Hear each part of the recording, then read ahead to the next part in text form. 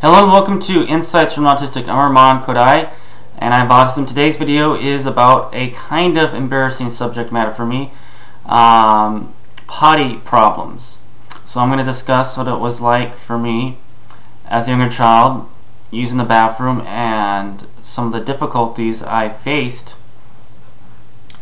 And actually, I don't even really write about the potty issues that I had in my book or my memoir actually. So I don't know, but for some reason, like the bathroom is like a topic that I guess I'm very shy and nervous talking about.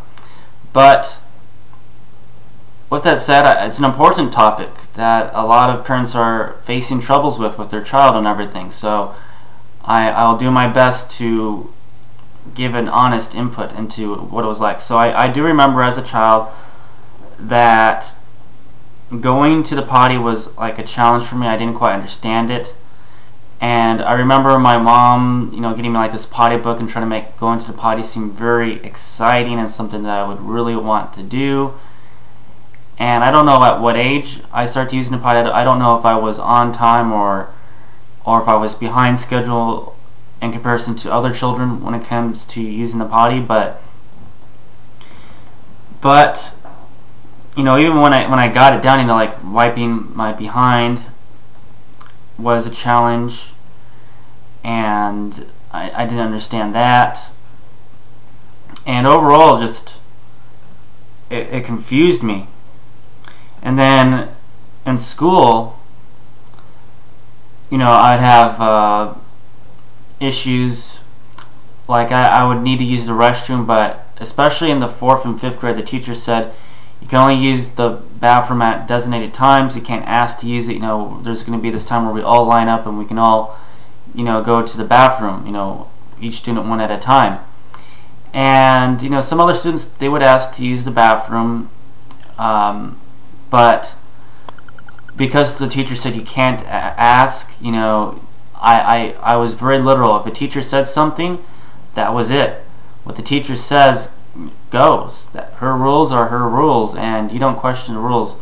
My mom pretty much told me that the teacher, whatever she says, you do, and she's like the most important person in the world. So I took very literally the teacher's words, and so her rules were her rules, and so I did not question that. So there'd be times where I would get very where I just need a release, where I need to go to the bathroom, especially when it came to peeing, and the teacher said I can't ask, so I would do my best to hold it in, but then I started peeing my pants, and this became a more common problem. I tried to hold it in, but then I started to realize I could get away with it, and I usually wore like black jeans or something, so it wasn't too noticeable. And so I would pee, and there'd be a huge puddle in the seats. I mean, I really went. And eventually, the teachers started to notice the pee on the seats, but I was, very smart. I didn't want to get caught, because I knew I'd get in trouble if I asked to use the restroom, and I'd get in trouble if I got caught peeing my pants. It was like a lose-lose situation. And so I would, exchange seats with another seat, and at a different table when no one was looking, and I was very sneaky that way. And so that went on for some time, and of course the teacher then amended the rule to say you can now ask to use the restroom, but I figured that if I asked, that this was a way of her trying to catch me or catch whoever the perpetrator was. So I said, no, I can't ask to use the restroom because then she'll be on to me. If I ask, she'll know that it was me. So I still didn't ask, because I thought it was a trap. So I was actually pretty smart at my age in some ways. I mean, if you think about it, I thought, it was entrapment. I thought that the teacher was going to use entrapment on me, and I didn't even, so for a 4th or 5th grade to have a concept of entrapment is something right there. So more kids start to ask to use the restroom. I didn't. I'm like, no, I'm not going to fall for this. And I would still change my seats whenever I went to the bathroom, but I did my best to hold it in. And of course, I think once or twice I got a kid into trouble because he'd be like the only kid at the table, and they would think he peed, and he'd be like, no, I didn't do it. And so I didn't say anything.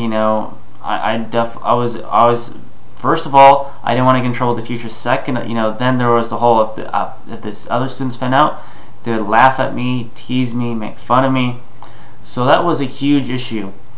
In the 6th grade, this went away, I think a lot because in middle school there were passing periods.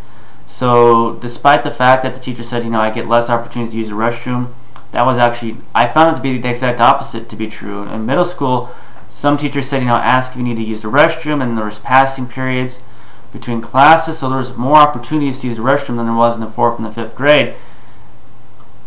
Or at least perceived to me, because in the 4th and 5th grade, I just couldn't ask. I'd be breaking the rules, and I just couldn't break the rules. The rules were the rules. Even if they didn't make sense to me, a rule was a rule, and if that was the law, then that's the law. If the teacher says something, if there's a law in place, like you can't cross the street if there's a red hand or whatever, then you can't cross the street. Even if you keep pressing the button, it never changes. It means you can't cross that street. So every rule I took very literally, and this taking the rules very literally, has occurred for me throughout a lot of my life. And only recently have I begun to say, there's a reason why certain rules are in place, and it's not. You have to look at the context of a situation. For example, if the context of the situation is that your bladder is about to explode, then it's okay to ask the teacher. I didn't understand that there were some kids who would go to the bathroom and spend hours in the bathroom, however long, or that they would try to, get out of doing schoolwork. I thought it was just a rule because that was the way the world works. So, anyway, so that was the issues I had, and I don't know when I started to use the bathroom as a child, but I do remember that my mom spent a lot of time with me on it, and it was a really big deal to her, and I wanted to make her happy. So that is what I have to say about using the bathroom, that as far as I can recall. So I thank you for watching this video. I wish everybody an awesome day of awesomeness. Thank you.